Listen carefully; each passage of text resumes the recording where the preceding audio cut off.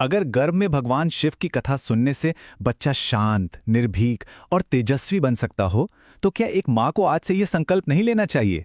चलिए, आज इसी गहरे विषय को समझते हैं। जरा एक पल ठहर कर सोचिए, जब बच्चा इस संसार में आए तो एक माँ क्या चाहेगी? कि वो छोटी छोटी बातों से डर जाए, हर कठिन परिस्थिति में घबरा जाए, या फिर चाहेगी कि उसके भीतर ऐसा धैर्य हो जो उसे संभाले रखे, ऐसा साहस हो जो उसे जीवन का सामना करना सिखाए, और ऐसी शांति हो जो उसके स्वभाव की जड़ बन जाए।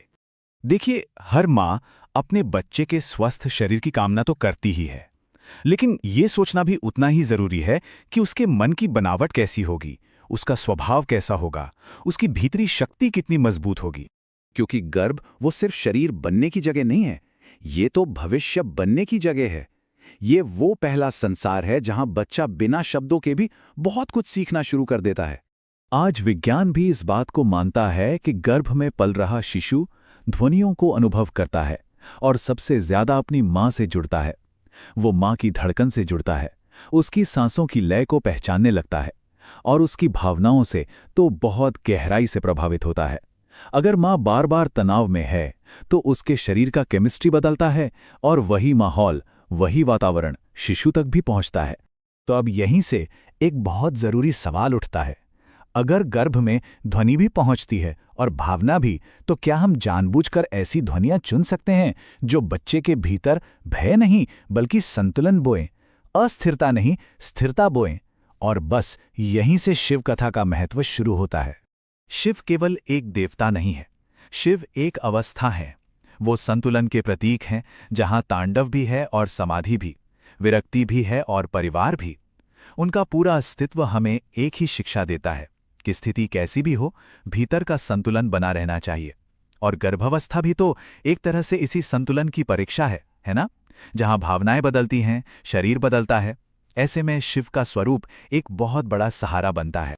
चलिए इस बात को एक बहुत ही सुंदर अनुभव से समझते हैं।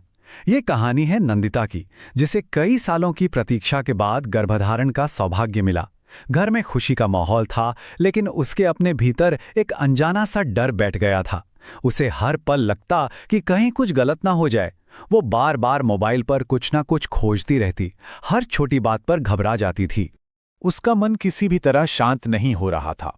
एक दिन उसकी दादी ने बहुत शांत स्वर में उससे कहा, बेटी, शरीर का ध्यान तो डॉक्टर्स रख लेंगे, लेकिन तुम्हारे मन का ध्यान तो तुम्हें ही रखना होगा। और फिर उन्होंने उससे एक बहुत गहरा सवाल पूछा, क्या तुमने कभी नीलकंठ की कथा को एक माँ की नज़र से समझा है? जब देवताओं और असुरों ने समुद्र मंथन किया तो सबकी नज़र अमृत पर थी, पर अमृत से पहले क्या निकला?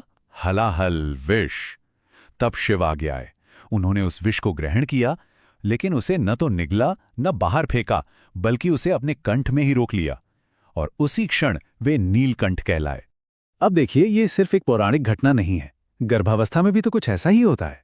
गर्भधारण की खुशी अमृत है, लेकिन उसके साथ ही कई अनजान डर, चिंताएं और शारीरिक तकलीफें उस विष की तरह ही तो उठती हैं।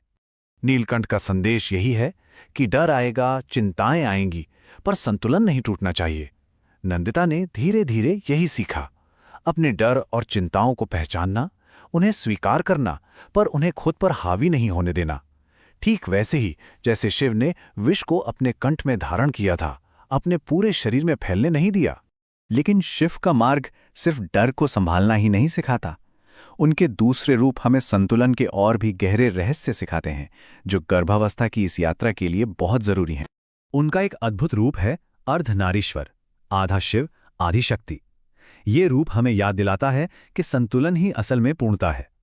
गर्भावस्था में भी तो एक स्त्री अपने भीतर दो अस्तित्वों को लेकर चलती है, वो अकेली होकर भी अकेली नहीं रहती। इसी तरह शिव का गंगा को अपनी जटाओं में धारण करना हमें सिखाता है कि जब भावनाएं बहुत तेज हों, बहुत प्रबल हों, तो उन्हें दबाना नहीं है, बल्कि उन्हें संभालकर सही दिशा देनी होती है।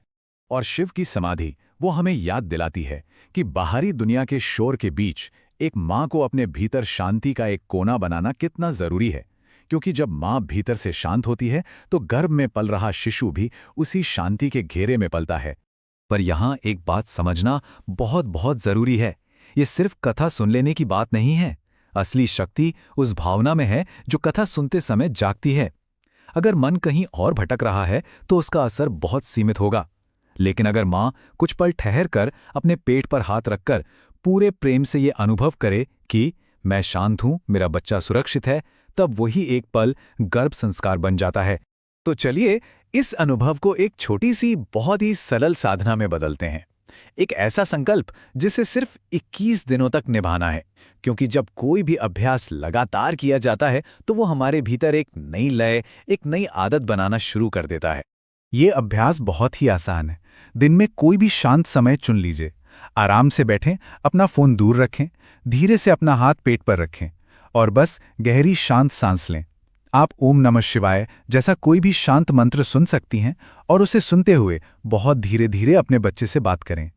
आप कह सकती हैं, तुम सुरक्षित हो, तुम निर्भीक हो, तुम शांत हो।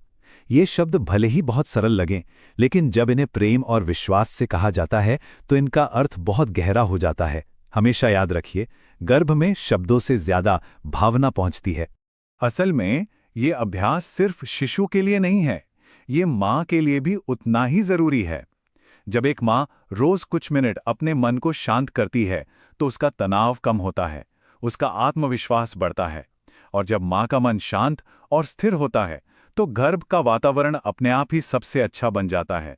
तो अगर एक माँ ये संकल्प ले कि वो अपने गर्भ में भय नहीं, शांति बोएगी, घबराहट नहीं, संतुलन बोएगी, तो हो सकता है कि बरसों बाद उसका बच्चा जीवन की किसी भी कठिनाई के सामने स्थिर खड़ा रह सके, क्योंकि एक माँ की आवाज़ ही बच्चे के लिए ईश्वर की पहली ध्वनि होती है।